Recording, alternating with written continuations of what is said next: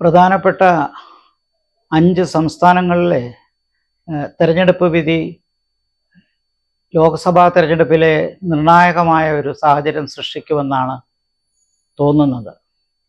ഈ പ്രധാനപ്പെട്ട 5 സംസ്ഥാനങ്ങളെന്ന് പറയുമ്പോൾ ഉത്തർപ്രദേശ് ഒഴിവാക്കിയാണ് ഞാൻ പറയുന്നത്. കാരണം ഉത്തർപ്രദേശിൻ്റെ രാഷ്ട്രീയ സാഹചര്യം ഏറെക്കുറെ വ്യക്തമാണെന്ന് BJPക്ക് അനുകൂലമാണ്. ഉത്തർപ്രദേശ് കഴിഞ്ഞാൽ ഏറ്റവും കൂടുതൽ ലോക്സഭാ സീറ്റുകളുള്ളത് മഹാരാഷ്ട്രയിലാണ്. 48 സീറ്റുകളുണ്ട്. 42 സീറ്റ് പശ്ചിമ ബംഗാളിലുണ്ട്. ബീഹാറിൽ 40 സീറ്റുണ്ട്. കർണാടകയിൽ 28 സീറ്റും തെലുങ്കാനയിൽ 17 സീറ്റുമാണ്. ആകെക്കൂടി 175 സീറ്റുകൾ എന്ന് പറയുമ്പോൾ ഏതാണ്ട് 1/3 ലോക്സഭയുടെ ഈ 1/3 ലോക്സഭാ സീറ്റുകളിൽ വരുന്ന വിധി ഏതെങ്കിലും ഒരു പ്രത്യേക ദിശയിലേക്കാണെങ്കിൽ അത് വ്യക്തമായിട്ട് ആ പർട്ടിക്കുലർ മുന്നണിക്ക് ഭൂരിപക്ഷം കിട്ടുമെന്ന് പറയാം. പക്ഷെ ഇവിടുത്തെ ഒരു സാഹചര്യത്തിൽ നമ്മൾ കുറച്ചുകൂടി സൂക്ഷ്മമായി നോക്കുമ്പോൾ ഈ 5 സംസ്ഥാനങ്ങളിലും പൊതുവായൊരു വികാരമില്ല എന്നാണ് എനിക്ക് മനസ്സിലാകുന്നത്. പശ്ചിമ ബംഗാളിലുള്ള 42 സീറ്റിൽ 24 സീറ്റുകൾ തൃണമൂൽ കോൺഗ്രസും 16 സീറ്റുകൾ BJPക്കുമാണ് കിട്ടിയത്. പക്ഷെ ഇപ്പോഴത്തെ സാഹചര്യത്തിൽ പോളിംഗ് ശതമാനം വളരെ കൂടിയത് പശ്ചിമ ബംഗാളിൽ ഒത്തിരി വിമർശനമോ അല്ലെങ്കിൽ സംശയമോ ഒക്കെ ഉയർത്തുന്നുണ്ട്. കാരണം അവിടെ നിർബന്ധിതമായി വോട്ടേഴ്സിനെ തടഞ്ഞതായി ആക്ഷേപമുണ്ട്. മറ്റു തരത്തിലുള്ള ഭീഷണികൾ ഉള്ളതായി പറയുന്നു. എന്തായാലും മമതയെ സംബന്ധിച്ചിടത്തോളം ഏറ്റവും പ്രസ്റ്റീജിയസ് ആയിട്ടൊരു മത്സരമാണ്. സന്ദേശ് കാലി സംഭവം വന്നതിന് ശേഷം പശ്ചിമ ബംഗാളിൽ വോട്ടുകൾ ധ്രുവീകരിക്കപ്പെട്ടു എന്ന് പറയുന്നു. മറ്റൊരു കാര്യം, അവിടെ കോൺഗ്രസും CPMും BJP വിരുദ്ധ വോട്ടുകൾ കുറച്ചെങ്കിലും നഷ്ടപ്പെടുത്തും. അത്തരമൊരു സാഹചര്യം വരുമ്പോൾ മമതയ്ക്ക് എങ്ങനെയാണ് പശ്ചിമ ബംഗാൾ തൂത്തുവാരാൻ കഴിയുമോ എന്നുള്ളൊരു പ്രശ്നം. ഇന്ത്യ മുന്നണിക്ക് മമത ഇപ്പോൾ തന്നെ പിന്തുണ നൽകാമെന്ന് പറഞ്ഞിട്ടുണ്ടെങ്കിലും അങ്ങനെ ഒരു സാഹചര്യം ഉണ്ടായിരുന്നെങ്കിൽ എന്തിനാണ് കോൺഗ്രസ് CPM സഖ്യം, ഇന്ത്യ സഖ്യം അവിടെ വേറിട്ട് മത്സരിക്കുന്നത്? മമത അപ്രവചനീയമാണ്. തിരഞ്ഞെടുപ്പ് കഴിയുമ്പോൾ ഒരുപക്ഷെ ആവശ്യമെങ്കിൽ NDA മുന്നണിയിൽ പോകാനും സാധ്യതയുണ്ട്. പക്ഷെ എന്തായാലും അവിടെ ധ്രുവീകരിക്കപ്പെട്ടതാണ്. ഈ ധ്രുവീകരിക്കപ്പെട്ടതിൽ ഈ 2 പാർട്ടികൾക്കാണ്, തൃണമൂൽ കോൺഗ്രസിനും BJPക്കുമാണ് പരമാവധി സീറ്റുകൾ കിട്ടാൻ പോകുന്നത്. ഇന്ത്യ മുന്നണിക്ക് അവിടെ നിന്ന് സീറ്റുകൾ കിട്ടാൻ തീരെ സാധ്യതയില്ല എന്നാണ് പറയുന്നത്. കോൺഗ്രസിലെ ലോക്സഭാ പ്രതിപക്ഷ നേതാവായിരുന്ന ചൗധരിയെ പോലും അദ്ദേഹത്തിൻ്റെ പ്രവർത്തനത്തെ കോൺഗ്രസ് പ്രസിഡന്റ് വിമർശിച്ചത് വാസ്തവത്തിൽ മമതയെ പ്രീതിപ്പെടുത്താനാണെന്ന് പറയുന്നു. അപ്പോൾ ഇന്ത്യ മുന്നണിക്ക് മമതയുടെ ആവശ്യമുണ്ട് എന്നുള്ളൊരു സന്ദേശമാണ് ഇക്കാര്യത്തിൽ കൂടി വ്യക്തമാക്കുന്നത്.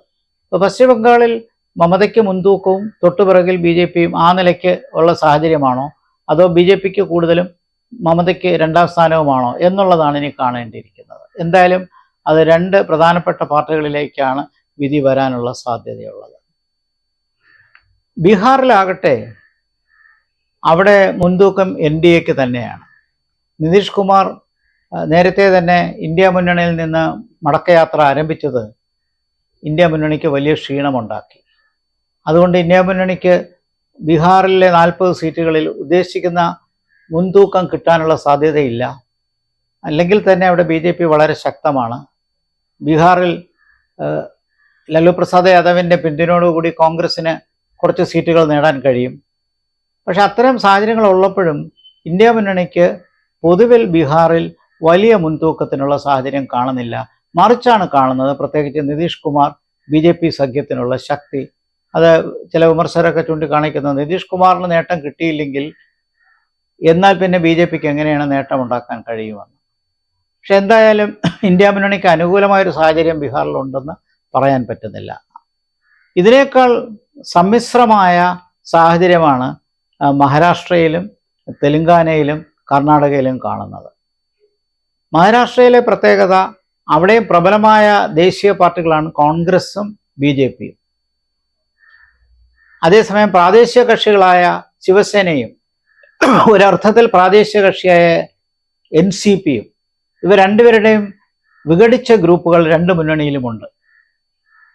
അപ്പോൾ അവർക്ക് ഉദ്ദേശിക്കുന്ന രീതിയിലുള്ള സ്വാധീനം ഏതെങ്കിലും മുന്നണിക്ക് നൽകാൻ കഴിയുമോ, അതോ കോൺഗ്രസിന് സ്വന്തം ശക്തി ആർജിച്ച് അവിടെ വിജയിക്കാൻ കഴിയുമോ? കാരണം ശിവസേനയിലെ പിളർപ്പ് രണ്ടു കൂട്ടരെയും ക്ഷീണിപ്പിച്ചു എന്നുള്ളതാണ്. ചുരുക്കത്തിൽ മഹാരാഷ്ട്രയിലെ പ്രവചനം വളരെ ബുദ്ധിമുട്ടുള്ള കാര്യമാണ്. അവിടുത്തെ രാഷ്ട്രീയത്തിൽ വളരെ കൺഫ്യൂസ്ഡ് ആയിട്ടുള്ളൊരു ഒരു ഒരു പിക്ചറാണ് കിട്ടുന്നത്. എന്നാലും പൊതുവിൽ നോക്കുമ്പോൾ BJPക്കും ശിവസേന ഷിൻഡെ ഫാക്ഷനും അനുകൂലമായൊരു ചെറിയൊരു മുൻതൂക്കം അവിടെ കാണുന്നുണ്ട്.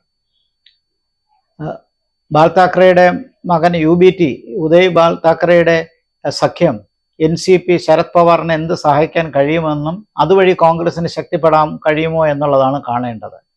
പക്ഷേ മഹാരാഷ്ട്രയിലുള്ള പൊതുവിലുള്ള സാമ്പത്തിക സാഹചര്യങ്ങളും അടിസ്ഥാന വികസന സൗകര്യങ്ങളും എല്ലാം മോദി ഘടകത്തിന് അനുകൂലമായി വരാനുള്ള സാധ്യതയുണ്ട്. ദക്ഷിണേന്ത്യയിലെ പ്രധാനപ്പെട്ട രണ്ട് സംസ്ഥാനങ്ങളാണ് കർണാടകയും തെലുങ്കാനയും. കർണാടകയിലാകട്ടെ ഭരണം കോൺഗ്രസിൻ്റെ കയ്യിലാണ്. പക്ഷേ ലോക്സഭാ തെരഞ്ഞെടുപ്പിൽ തുടക്കത്തിൽ നമ്മൾ കണ്ടത് പതിവ് പോലെ BJPക്ക് അനുകൂലമായൊരു സാഹചര്യമായിരുന്നു. എന്നാൽ തെരഞ്ഞെടുപ്പ് പ്രചരണം ശക്തിപ്പെടുകയും അതിൻ്റെ മധ്യത്തിൽ വെച്ച് രേവണ്ണയ്ക്കെതിരെയുള്ള ആക്ഷേപങ്ങൾ കൂടുതൽ വ്യക്തമായി വന്നതിന് ശേഷം കർണാടകയിലെ തെരഞ്ഞെടുപ്പ് രംഗം മാറി എന്ന് പറയാം. അപ്പോൾ മുമ്പ് BJPക്ക് അനുകൂലമായ കുറച്ച് സീറ്റുകൾ അവിടെ പ്രതീക്ഷിച്ചിരുന്നെങ്കിൽ കഴിഞ്ഞ തവണ 28-ൽ 25 നേടിയെങ്കിൽ ഇത്തവണ JDUയുടെ സഖ്യത്തിൽ കൂടി BJPക്ക് ഉണ്ടെങ്കിലും JDU സഖ്യം വാസ്തവത്തിൽ BJPക്ക് ഒരു ഭാരമായി, ഒരു ലയബിലിറ്റിയായി മാറുകയാണ്. മറുവശത്ത് കോൺഗ്രസിന് പ്രസക്തിയുള്ള ഒരു സംസ്ഥാനമാണ്, ഭരണവുമുണ്ട്, മാത്രവുമല്ല മറ്റ് പ്രശ്നങ്ങൾ, അഴിമതി ആരോപണങ്ങളോ മറ്റ് ആക്ഷേപങ്ങളോ ഇല്ല. അപ്പോൾ ആ നിലയ്ക്ക് കർണാടകയിൽ വലിയ മുൻതൂക്കം കോൺഗ്രസിന് കിട്ടാൻ സാധ്യതയുണ്ട് എന്നാണ് എനിക്ക് തോന്നുന്നത്. തെലുങ്കാനയിൽ ഒരു സ്പ്ലിറ്റ് വെർഡിക്റ്റ് ആണെന്ന് പറയേണ്ടി വരും. 17 ലോക്സഭാ സീറ്റുകൾ ഉള്ളതിൽ അതിൽ ഹൈദരാബാദ് സീറ്റ് AIMIM OYCയുടെ AIMIMനാണ് ജയിക്കാനുള്ള സാധ്യത കാണുന്നത്. മുൻപും അങ്ങനെ തന്നെയായിരുന്നു. അദ്ദേഹത്തിൻ്റെ ഏറ്റവും പ്രസ്റ്റീജിയസ് ആയിട്ടും ശക്തിയായിട്ടുള്ള മണ്ഡലം ഹൈദരാബാദാണ്. ബാക്കി 16 സീറ്റുകളിൽ കോൺഗ്രസും BJPയും ഏതാണ്ട് തുല്യ ശക്തികളായി വരുന്നു. ഇവിടെ അപ്രസക്തമാകുന്നത് BRS ആണ്. BRS ഉദ്ദേശിക്കുന്ന രീതിയിൽ മുന്നോട്ട് വരുന്നില്ല എന്ന് മാത്രമല്ല, കോൺഗ്രസിൻ്റെയും BJPയുടെയും ശക്തമായ മത്സരത്തിൽ പേര് മാറ്റിയതുകൊണ്ട് TRS ഭാരതീയ രാഷ്ട്ര സമിതിയായിട്ട് മാറുന്നില്ല. അതിൻ്റെ ഒരു പ്രാദേശിക പരിമിതി വ്യക്തമായിട്ട് അവിടെയുണ്ട്. മാത്രമല്ല മുൻ ഗവൺമെൻറ്റിനെതിരെയുള്ള ഡിസ്ക്രെഡിബിലിറ്റി കൂടി BRSന് വഹിക്കേണ്ടി വരും. അപ്പോൾ ചുരുക്കത്തിൽ ബാക്കിയുള്ള 16 സീറ്റുകൾ ഏതാണ്ട് തുല്യമായി 8-8 9-7 എന്നുള്ള നിലയിൽ ഡിവൈഡ് ചെയ്ത് പോകാനുള്ളതാണ്. കഴിഞ്ഞ തവണ BJPക്ക് 4 സീറ്റ് കൂടിയെങ്കിൽ ഇത്തവണ അവിടെ BJP ചെറിയ സഖ്യങ്ങളൊക്കെ പ്രാദേശിക തലത്തിൽ ഉണ്ടാക്കിയിട്ടുണ്ട്. അതിൻ്റെ ഫലമായി അത് കൂടുതൽ ശക്തി ആർജിക്കാനും അതുവഴി കൂടുതൽ സീറ്റുകൾ കിട്ടാൻ, അങ്ങനെ 8-8-1 ഒരു സീറ്റ് AIMIMന് അങ്ങനെ തിരിയാനാണ് സാധ്യത. അപ്പോൾ ചുരുക്കത്തിൽ ഈ 5 പ്രധാനപ്പെട്ട സംസ്ഥാനങ്ങൾ, ഉത്തർപ്രദേശ് ഒഴികെയുള്ള 5 പ്രധാനപ്പെട്ട സംസ്ഥാനങ്ങളിൽ കൂടി 175 സീറ്റുകൾ ഉണ്ടെങ്കിലും ബീഹാറിൽ കുറച്ച് BJPക്ക് അനുകൂലമായൊരു സാഹചര്യമുണ്ട്. പശ്ചിമ ബംഗാളിൽ മമതയും BJPയും തമ്മിലാണ് സീറ്റുകൾ വിഭജിച്ചു പോകുന്നത്. മഹാരാഷ്ട്രയിൽ അതുപോലെ കോൺഗ്രസും BJPയും തമ്മിലുള്ള ഡിവിഷനാണ്. പ്രാദേശിക കക്ഷികളുടെ ശക്തി ദൗർബല്യമായിരിക്കും കൂടുതൽ പരീക്ഷിക്കാൻ സാധ്യത. എന്നാൽ അവിടെ ഒരു മുൻതൂക്കം BJPക്കുണ്ട്. മറിച്ച് കർണാടകയിൽ BJPക്ക് വിരുദ്ധമായൊരു സാഹചര്യം സമീപകാലത്തുണ്ടായി. രണ്ടാം ഘട്ട തിരഞ്ഞെടുപ്പ് വന്നപ്പോൾ തന്നെ അത് വ്യക്തമായതാണ്. തെലുങ്കാനയിൽ വീണ്ടും ഒരു ഡിവൈഡ് ചെയ്ത് പോകുന്നൊരു സാഹചര്യം. അപ്പോൾ ചുരുക്കത്തിൽ ഈ 175 സീറ്റുകളിൽ എവിടെയെങ്കിലും ഒരു വലിയ തരംഗമുണ്ടെന്ന് പറയാൻ പറ്റാത്തൊരു സാഹചര്യമാണ്. അതുകൊണ്ട് തന്നെ ഇതിലെ മുൻതൂക്കം ഒരു പർട്ടിക്കുലർ മുന്നണിക്കാണ് എന്ന്, ഇന്ത്യക്ക് മുന്നണിക്കാണ് എന്ന് ഒരിക്കലും പറയാൻ പറ്റില്ല.